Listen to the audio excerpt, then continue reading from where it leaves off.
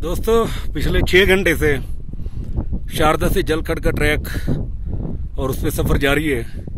ये जो पहाड़ों के बीच में आपको सफ़ेद लाइनें नज़र आ रही हैं, ये वो जीपेबल ट्रैक है जिसमें हम सफ़र करके इस वक्त तक यहाँ तक पहुँचे हैं। और पूरा ग्रुप आगे पीछे हो गया है। जो जितनी हिम्मत कर पा रहा है वो रेस्ट करने के बाद दोबारा ट्रैवल शुरू कर देता है अपना।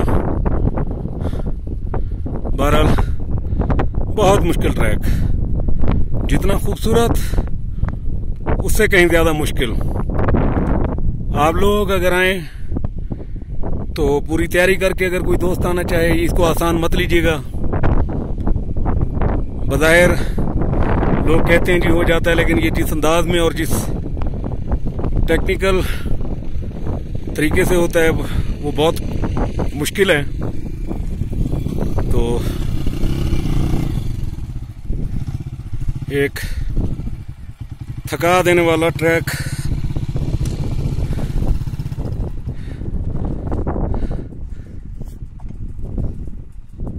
एक मुश्किल सफर, एक मुश्किल रास्ता।